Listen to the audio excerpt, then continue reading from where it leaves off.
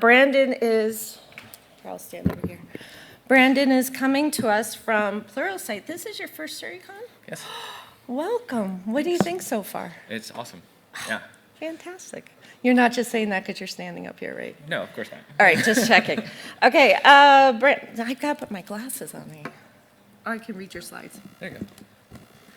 Principal security author at Pluralsight. So Pluralsight, for those of you who don't know, is part of the, it's one of our training partners that we use to have our Suricata 101 class hosted. It's an on-demand basic Suricata class with a lot of great content that was built by us, but we're doing it in partnership with Pluralsight. But this is very different than anything related to our training. This is your talk, so I'm very, very excited to see it. Thanks for being here. Awesome.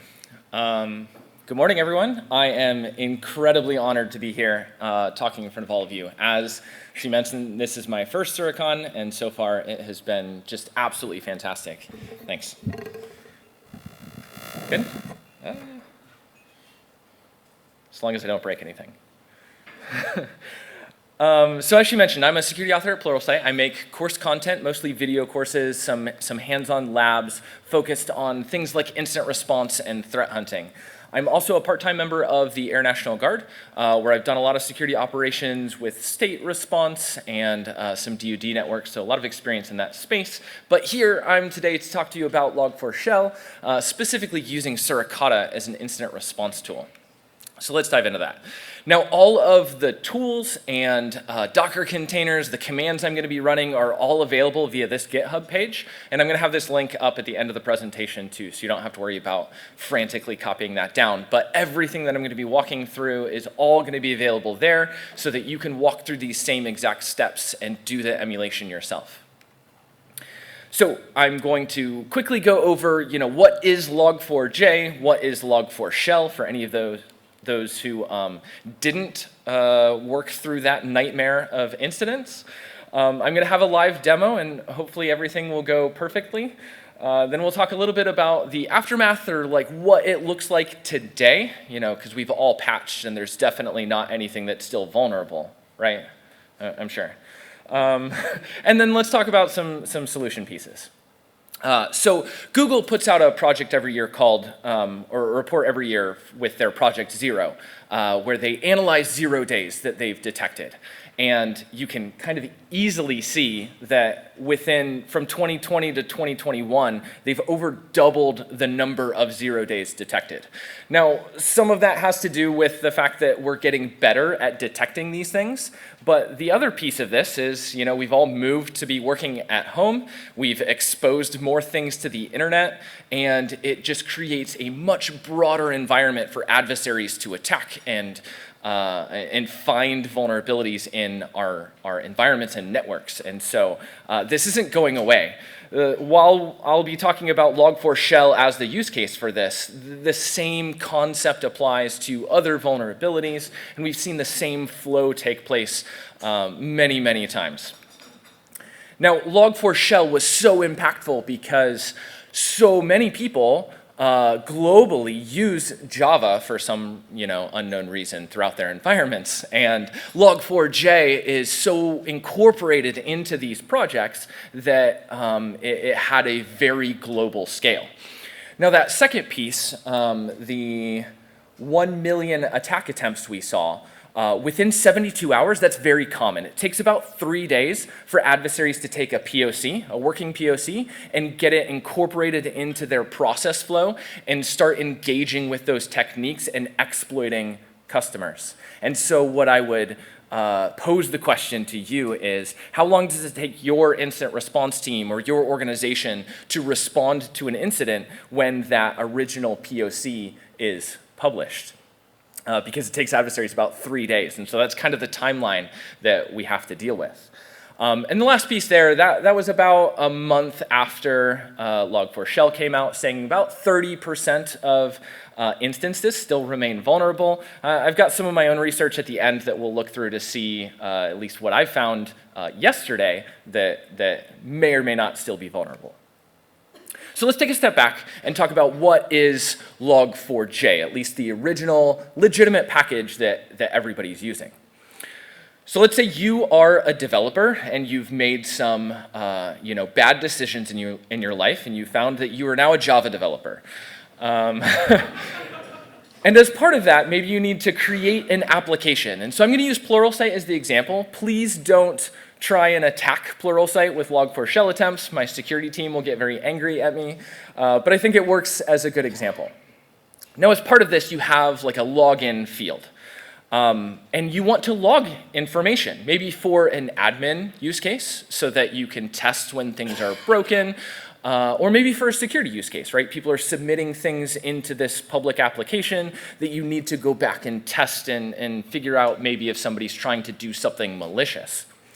So that's where Log4j comes in. So that's an open source package or library that you can wrap into your Java application, and everybody does this, not just for logging, but for multiple use cases. And so that's how Log4j got kind of incorporated into many, many Java applications. Now, Synopsys does a report every year on the sheer amount of open source that exists in a lot of environments. And so they analyzed over 2,400 code bases this last year, and 97% of those code bases contained open source in some form or fashion. Out of the code in those code bases, 78% of the actual code was open source itself. So this is absolutely incorporated into a lot of projects, and people are using this because you can't build from the ground up from scratch. It's just impossible. Now the critical piece is 88% of those open source projects had no new development in the last 2 years, and 85% had no new development in 4 years or more, which is insane. Now, a lot of these are small libraries or projects, and so they do little tiny functions, so maybe they don't need to be updated. But those are the same packages that adversaries tend to take advantage of and find those vulnerabilities that have gone without being seen for a really long time. Now, to make sure everybody's on the same page, I'm not just talking about incorporating something like Suricata into your environment. No, we have a library code base that you develop on, and that library has dependencies. Well, unfortunately, those dependencies have their own indirect dependencies, and that chain can go down and down. And so somewhere along that chain, you have some indirect dependency that might have a vulnerability that you didn't even know existed within your environment. Okay, so what is Log4Shell? And shout out to Gossie the dog there. That's the official logo of Log4Shell, created in MS Paint, which I just absolutely love. So let's first talk about what is affected. The presentation yesterday, there was a submission in the URI field with a JNDI malicious string. It could also be maybe the username or password field. It could also be the body of the request, or really anything that you're logging. Anything that the Java application is incorporating in and pulling into Log4j to log can then be exploited with this Log4Shell attack. Now I have to take another step back and just explain this thing called JNDI, or Java Naming and Directory Interface. So this is an API that you can incorporate into Java that allows you to perform a lookup on a database. Okay, so a little more clear, you log in, right? Your username and password hash is going to get compared against a database to determine whether or not that is successful, whether you have an actual account. Or maybe something gets returned via the application, and so it performs that lookup on some database. The key there is that it can be a local database, or it can be a remote database. And so the Log4Shell attack takes advantage of this being a remote database lookup to pull back potentially malicious information. Okay, so now let's look at the actual attack and the steps that are required for this. So we have our adversary in red, obviously, and then we have our defender there. We're hosting a potential application on port 8080. Now, the logical ports that I'm going to use are going to be the same ones that are in the demo, just to make it easy for analysis, but this can be any logical port that you might be hosting something on. So step one, the adversary is going to send a malicious string to the public-facing application via a field that's being logged. Now your application is going to perform an external query, typically over LDAP, but it's also been seen exploited with DNS or RMI, Remote Management Instrumentation, different protocol implementations that allow for that exploit to happen. Now we added another machine there for the adversary, and that's a key piece. The adversary can send the malicious string via one box, but then they can host the LDAP server on a completely different machine. Okay, so we're now up to potentially 2 different endpoints that the adversary is using for the communication. So we're thinking about this from an incident responder's perspective as you go back through and look at the artifacts. Now, the LDAP server is going to respond with not the malicious code and the exploit, but a pointer to a second request. Okay, the adversary wants to get the communication off that initial LDAP communication to something else. So it sends the pointer. Now your application is going to make a second response, typically over HTTPS, so that it's encrypted, to yet maybe a third server. That third server will then respond with the malicious Java class and code information to perform the exploit. Okay, so lots of different components in this, but this is the typical flow for how the Log4Shell attack worked. Couple components before we go into the demo. So this is what a typical encapsulated is not the right word, jumbled up string looks like. So first you have the JNDI initialization. So the logging thing is going to see this and interpret this and say, okay, now I need to execute JNDI code. You have the protocol, in this case LDAP. In most cases we saw LDAP being used. The attacker's infrastructure, so what domain that it was then going to reach out to. And then the bad stuff, or the payload that is the set of instructions. There's another piece there with the payload.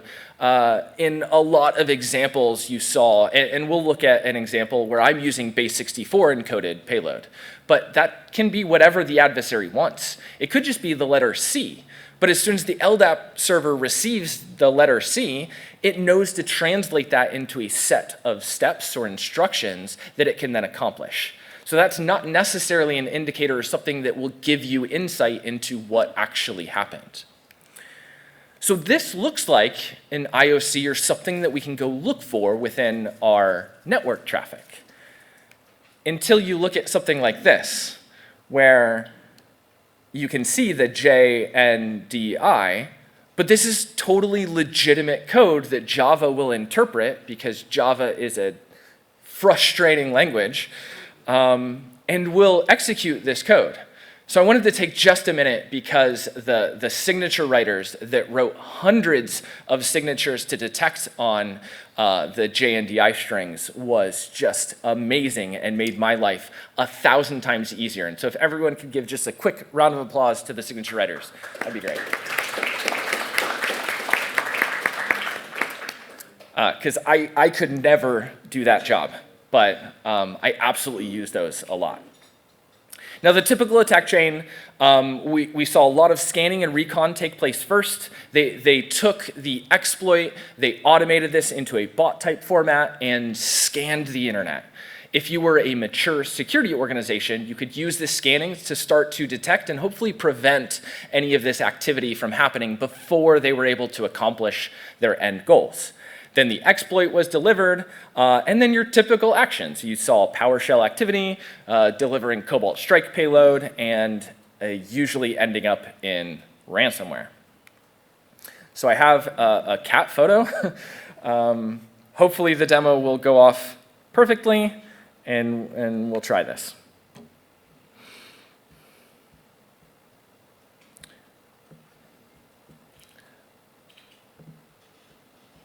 Okay, so in this environment, I have two machines. I've got a defender endpoint and I've got an attacker endpoint. So I'm going to first connect into the defender endpoint. Hopefully the internet is going to work too.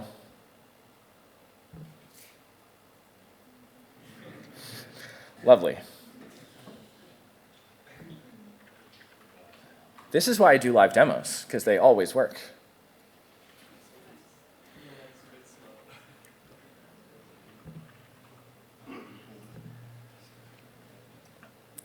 I'm going to swap to a different Wi-Fi real quick. Uh-huh.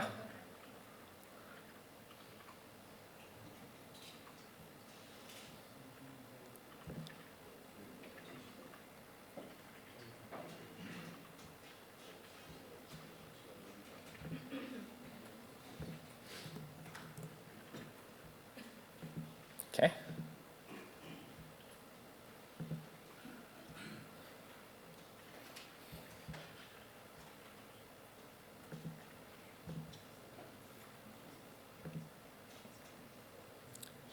You know, naturally I test this about 5 times before I present, and then I get up here and, you know, it never works.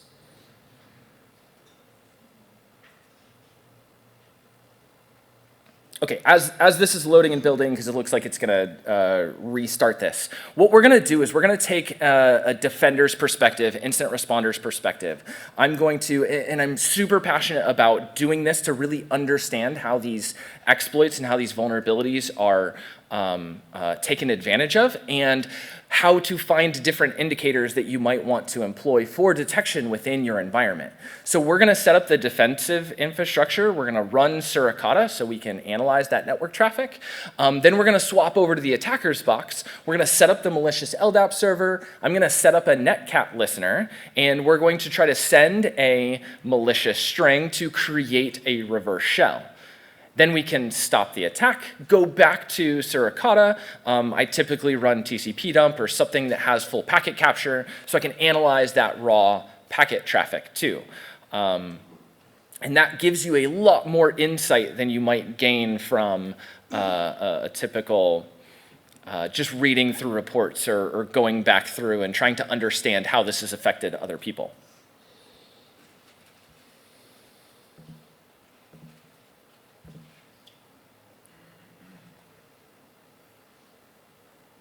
I can't tap dance or sing. I'm sorry.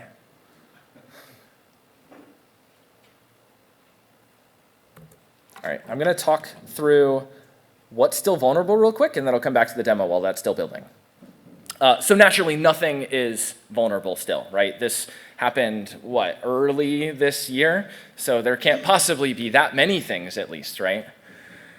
So as of yesterday, there are over 39,000 publicly accessible VMware Horizon servers worldwide.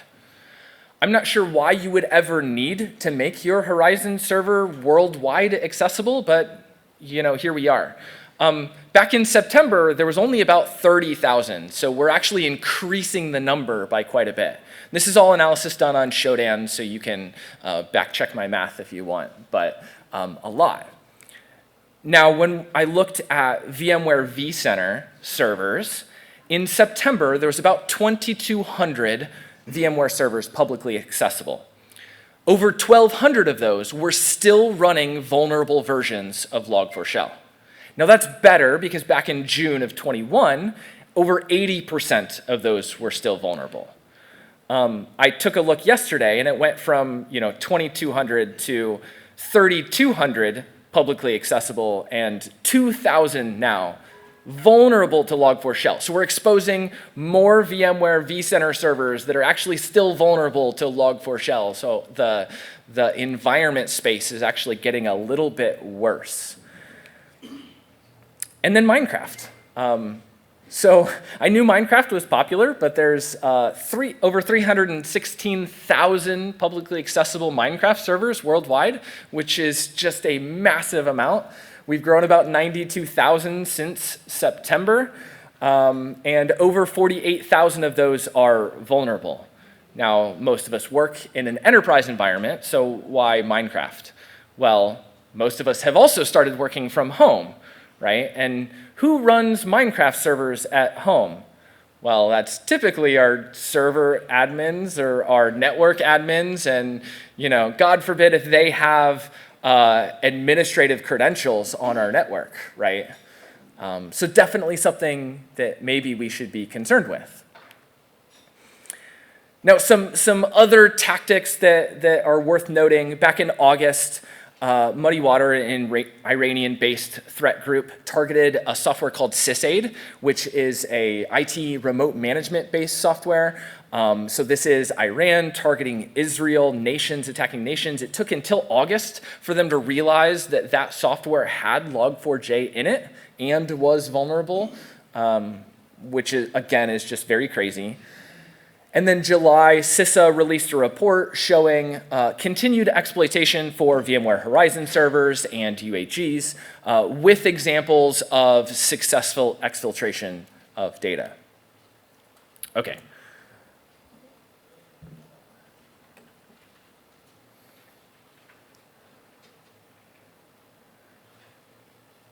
Yes, okay, awesome. Let's run through this real quick. So I'm gonna connect into the Defender endpoint. I'm going to make this a little easier to see.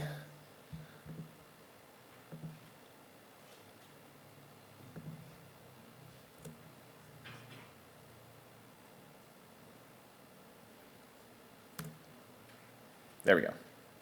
Okay, so first thing is I'm going to set up a new screen session. Oh man, the internet is not being friendly.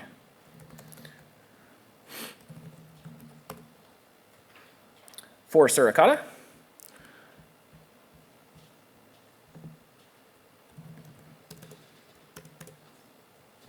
Helps if I can type. I'm going to use an exclusive rule set where I've extracted out, oh my goodness, and it's early and I can't type and the internet's not working. We'll see if this lab even works.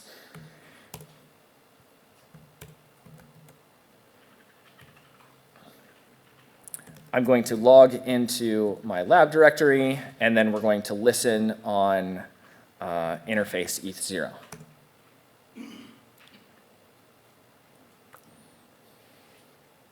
Perfect. Okay, I'm going to detach from that session. So Suricata is now listening on ETH0 with that rule set. I'm going to shift over to the attacker endpoint now. And there's a lot more details in the GitHub and the lab instructions, so please take a chance to walk through this yourself.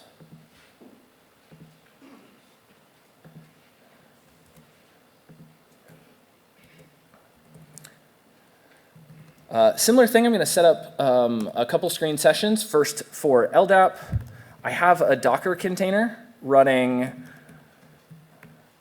I can't talk and type at the same time, sorry. That has the LDAP server already pre-configured. Now this is defanged, so you're not going to be able to take my Log4j LDAP server and use it in a real world environment. Please don't try to do that anyways, but it shouldn't work for you.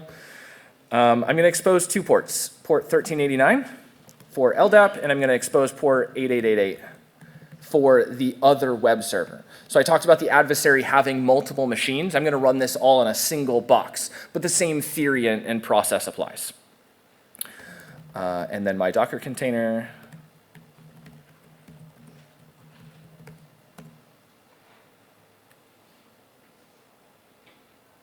Okay, and we can see it listening on both those ports. And then same thing for Netcat. We'll start a listener on port 7777. Now these are very obvious ports. Using obvious ports when doing analysis makes it much easier to detect and kind of realize what is taking place. Adversaries are going to be using common normal ports like 443 to try to blend into your environment. So keep that in mind as you do that translation from emulation and understanding the attack into what's actually happening.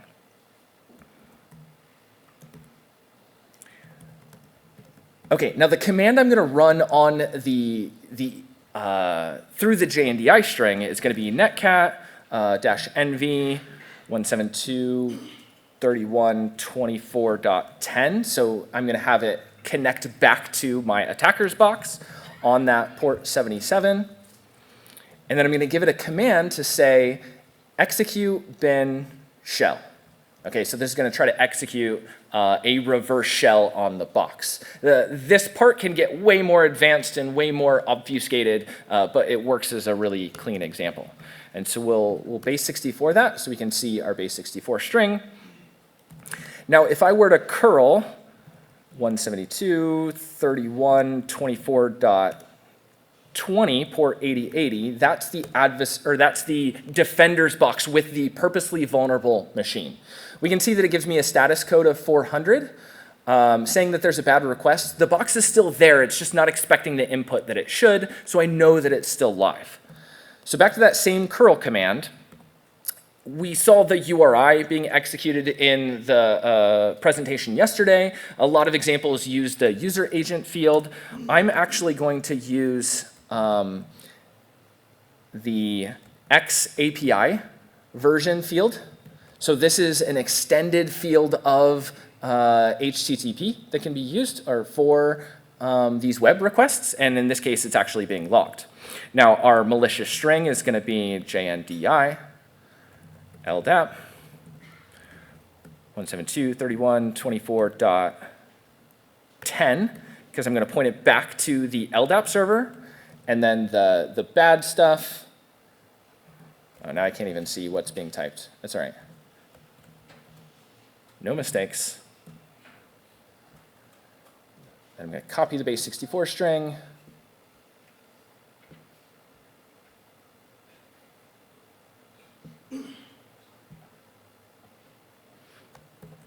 And send hello world. Hopefully. And then if we, wait, reattach to netcat, connection received. I've got a reverse shell. Now you can clap. Yay. So now I can do my normal enumeration commands, right? uname-a, who am I? Of course, the administrator built this Java application as root, so I have full root privileges to the box, which is not what you want to see from a defender's perspective. And you can go through that whole step, right? Still kind of good on time. I think I should be fine. OK, so now if I wanted to go back and do some analysis. So that's how the attack works. It's pretty simple. I'm going to go back to the defender endpoint. And it's going to disconnect. There we go.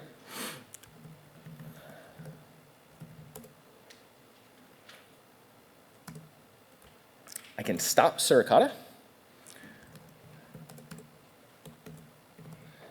And we can see that it's generated our typical logs. Now, this analysis can be done in EveBox, or I typically do most of my analysis in Elastic, where I can cross-correlate different information. But I want you to see what basic information you can get from Suricata that I'll immediately look for when performing this kind of incident response. So first thing is we can see that if I just cat the fast log and do a line count, we have 8 alerts. So with the signatures, even though a single attack was sent, 8 times it alerted because it's detecting different versions of the exploit. I can then dive into the fast log a little bit easier because this is just going to show that high-level information to give me those quick artifacts that I'm looking for. So doing a less on fast log, we can see emerging threats. Thank you so much. Apache Log4J, RCE, or remote code execution attempts. And if I scroll over to the right, we can see the vulnerable application here is running on port 8080, and this is the attacker machine, 24.10. And all the instances are coming from 24.10. Obviously, I did it, so I know that that's what happened, but those are the artifacts we want to go look for. OK, so the next step is we can look in the eve.json file. Now, I'm going to extract out event type with JQ, because JQ is amazing. And we can see all the different events, but I probably want to see this in a little bit cleaner way. So if you do a sort, unique count, and sort again, All right, we've got some statistics, we've got flow-based logs, we've got those 8 alerts that we looked at, some DNS records, HTTP, and file info. So the next piece is to look at our Eve JSON. Hope that the internet doesn't crash.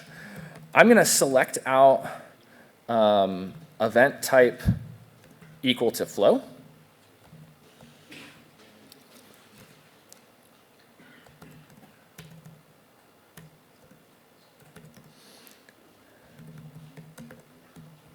And then select, please work, source IP equal to 172.31.24.10.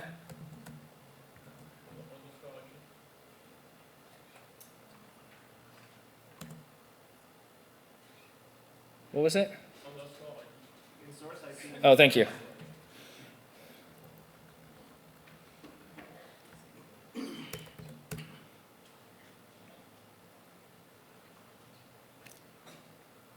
Boom.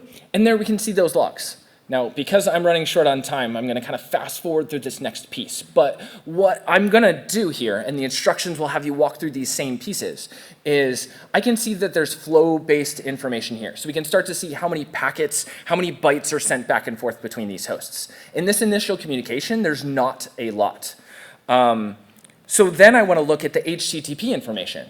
Now, even though Suricata alerted on this being a Log4Shell attempt, the HTTP log doesn't contain any of the XAPI header information. So you have to extract that from PCAP or from some other source if you're pulling in that extra metadata. So I look at flow logs. I'm going to look at the protocol-based logs that's there. I'm then going to flip the connection because I want to see what our Java application endpoint communicated out to. Okay, and when we do that, we can see the communications over those additional 3 ports, right? The 1389, the 8888, and the 7777, which is the reverse shell. That gives us all the artifacts that we want to go look for. The last thing I want to show you, because this one's really interesting, is if I cat Eve's JSON. Actually, I'm going to go up.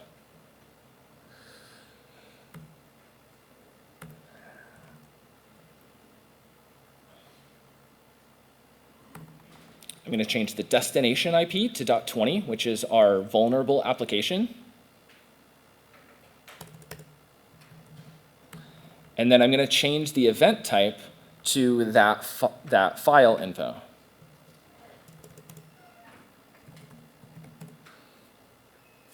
What you can see here is where the Java class was actually delivered to our vulnerable application. So that's the Java class code information that included the instructions for it to be able to execute system commands. All right, lots of artifacts. I know that was quick. Real quick, talking through some potential solution things. First piece is monitoring, right? We all have dealt with Suricata, and we know how important it is to do security operations and at least just look. I mean, come on, this is a free tool that people have put in a massive amount of effort into writing these signatures, so maybe use it. Another thing that we can do is block outbound traffic. This is easier said than done, but does our application need to initiate communication outbound? In most instances, no. And so having that flow-based rules and allow lists in place is going to make your environment incredibly more secure. SBOMs are a big buzzword that have happened recently, but getting after the core of what they're trying to do is really understanding what exists inside your environment. What software, and then as you mature that, what dependencies do you rely on that you can start to mature and enrich with additional information so that when the next Log4j or next exploit comes out, you're able to respond much easier. And then as we talk about response, it kind of gets into risk strategy, which is not my favorite thing in the world. But I do think that having some really easy questions that you can ask. So this actually comes from Netflix. This is how they respond to incidents. They ask 5 questions. Is the application internet facing? Is there an active exploit in the wild? Is the vulnerable method able to be executed within our environment? What's the application risk, or how important is that application to our overall function? And then finally, what is the CVSS score? Too many people put way too much emphasis on the CVSS score, and it needs to be incorporated with the other things. And then you can use those answers to determine what the appropriate level of response should be. And finally, because I'm selfish and I think education is the most important, it's education, right? We have these complicated environments, and they're only getting more complicated every day. So having an environment that your operators can get hands-on with experience and understand these exploits and understand different technologies is incredibly important, because we no longer live in a world where we control all the servers and there's one single firewall. No, we've got cloud-based infrastructure, virtualization, containers, serverless architecture. It's complicated. So how do you maintain those skills within your team? I think I might have gone a little over, but that puts me to the end. Again, super honored to be here. Thank you all so much. My contact info is there, and there's again the GitHub link for the lab stuff. So thank you.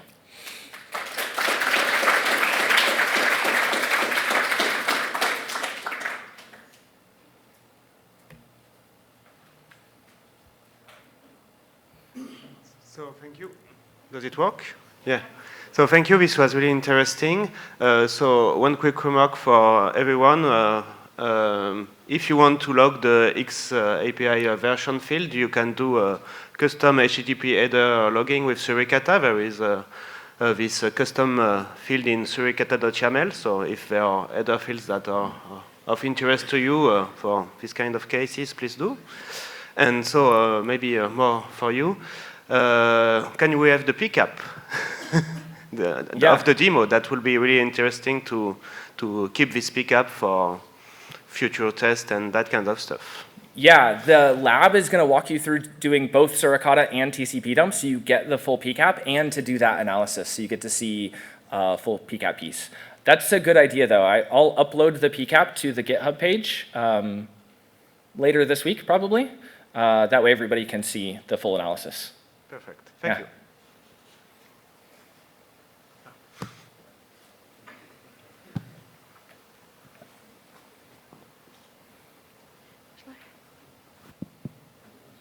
Thank you for your talk. It was really interesting. Like many here, probably during the weekend that Log4j became quite critical, because it's always a weekend for some reason. And Christmas. And Christmas. And the Formula One final was that weekend as well, if you remember. But what we noticed is that we initially wrote rules for the exploitation attempts to mine IOCs out of it directly, like you discussed. But everyone and their mother was scanning for it, so that quickly became infeasible. And then we moved to rules that triggered on Rogue, LDAP, and Jeremy to the external net, which I didn't see in the alerts overview. Are those rules ET Pro, or because I remember them being there? We also wrote them ourselves, but are they in current rule sets? I don't know. I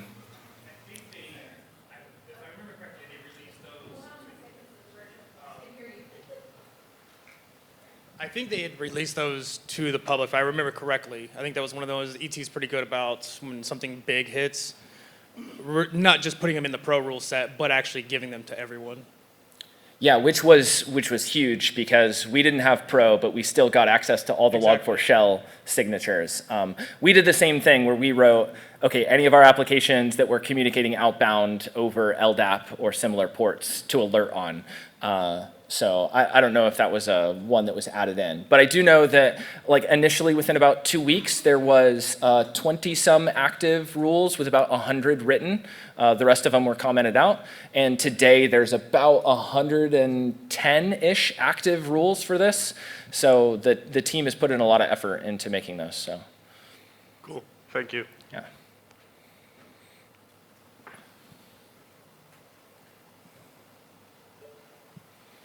Thank you all so much.